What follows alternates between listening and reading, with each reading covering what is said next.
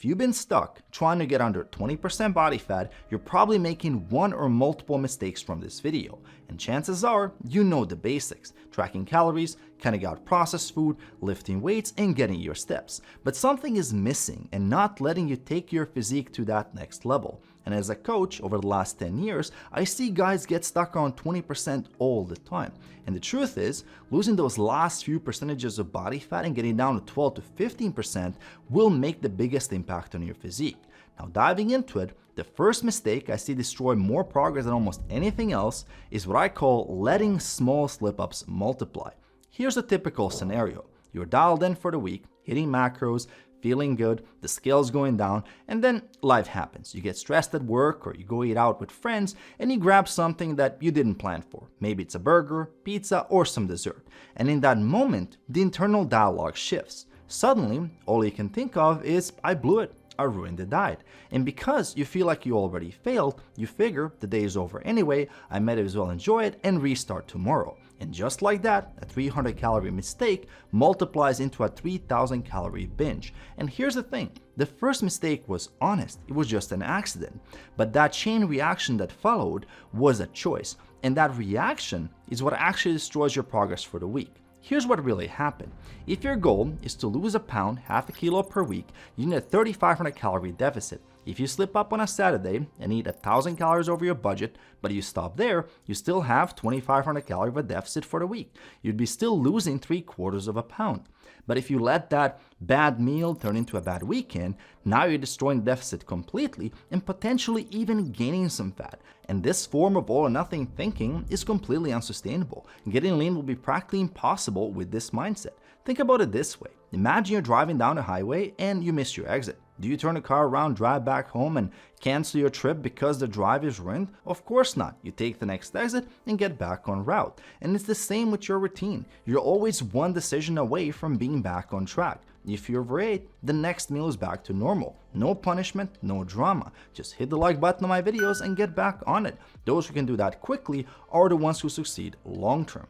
Now, the second mistake is a bit more subtle, and it's ignoring the second order effects. And the best example of this is drinking. Guys will fight tooth and nail to keep their drinking nights and not realize the true downside. And for the sake of argument, let's play the devil's advocate here. Let's assume you track the alcohol perfectly. Even if you limit yourself to 3 drinks, that's easily 400 calories. If your budget is 2,000 calories, you now have to cut down to 1,600 calories of actual food for that day.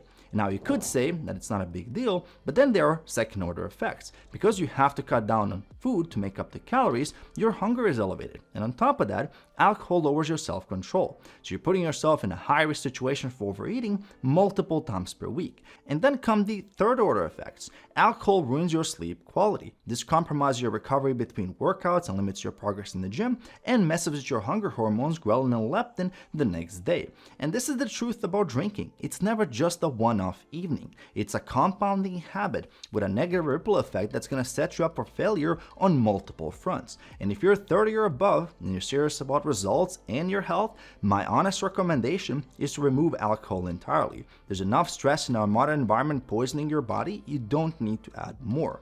Now, the third mistake is the most common one, and it is falling into lower standards. The truth is, most guys looking to get under 20% body fat don't have anyone to keep them honest and call them out when they mess up. So what typically happens is you do well for a few weeks, you build some good momentum, but then things slowly loosen up. Your food log becomes half empty, random snacks creep in, you slack off in the gym, suddenly the standard drops. And it's easy to rationalize because at 20% body fat, you're kind of good enough. And people around you will tell you, you look fine, relax, have a drink, one day won't make a difference anyway. And so over time, your consistency degrades and you end up spinning your wheels. And on the other hand, if you had external accountability, whether it's a coach, a friend, or a group, those rationalizations get challenged. It's much harder to cut corners. And it's not just a feeling. Psychologically, accountability taps into what's called the Hawthorne effect. We humans improve our behavior when we know we're being watched.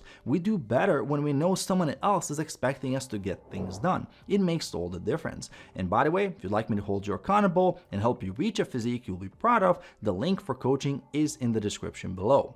Now, this next mistake is one that can destroy motivation faster than anything else, and it's what I call weigh-in roulette. Let's say last Friday you weighed in at 190 pounds. You were down 2 pounds from the week before and you're feeling good. But this week, on a Thursday night, you went out with friends, you had some ramen or pizza or another higher sodium meal, you wake up Friday morning, it's weighing time, you step on the scale, and now you're 194 pounds. And now your mind starts spiraling. Did I miscalculate the meal last night? Should I cut calories? Do I need to add cardio? And with all of that, you decide to do extra steps for the next few days just to be sure, and a week goes by. Friday comes around again, you weigh in at 192 pounds. Now it feels like you wasted the last 2 weeks. And this is how the scale lies to you. People forget that on average, 60% of our body is water. One salty meal can easily cause you to retain an extra 2 to 4 pounds. Every gram of carbs causes you to store 2 to 4 grams of water. Then there's bad sleep, digestion, travel, or stress, and even a 1% change in water retention can look like a massive swing on the scale. So if you rely on weighing yourself once a week to track progress, it turns into a game of roulette where you can get unlucky and land on a higher weigh-in 3 to 4 weeks in a row. Meanwhile, your actual weight average might have been dropping the whole time. You just couldn't see it. And this is why I recommend using a 3 data point system to accurately track your progress. The first data point is your weekly average weight.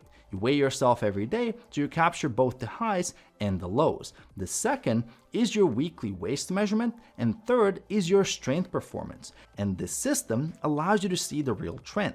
For example, if the scale hasn't moved this week but your waist went down by ½ inch and you got stronger in the gym, this means you're likely building muscle and losing fat at the same time. So instead of panicking and making emotional decisions based on one number, you're able to stay objective and focus on what really matters. Now, the fifth mistake, which ties everything together, is having a mismatch between your expectations and your actions. Here's the hard truth. Most guys will say they're frustrated at 20% body fat and they really want to push it down to 12 to 15%, but when you look at their daily routine, you see they're not willing to weigh their food, they're not planning macros for social events, they refuse to find time to get more steps or do more cardio, they don't push sets near failure in the gym, they say they want it, but their actions don't reflect that. And the difference between giving it 80% and 100% isn't just 20% better results, it's often all the results, because the biggest challenge to getting an amazing physique isn't technical. You can use ChatGPT to figure out how much protein you need or get a basic workout. That part is easy. Actually, the guy who gets to 12% body fat and the guy who's stuck at 20% often have the same information. The difference is one of them does the boring stuff every day whether he feels like it or not. He wins the battle against his own laziness day in, day out. Because at the root of it, getting lean is a test of delayed gratification. You make sacrifices on a daily basis without an immediate reward, all while experiencing hunger, cravings, and that voice that says, hey, you can relax today, you've earned it. And in order to get leaner, you need to learn how to manage that internal voice and not forget why you're doing this, and realize that no cheap dopamine you can have now will ever feel as good as being healthy and having a physique you're proud of. That's the truth. And if you'd like to work with me to get you that physique, check the coaching link in the description. I'll leave another important video here for you at the end, so check this video out and I'll see you right there.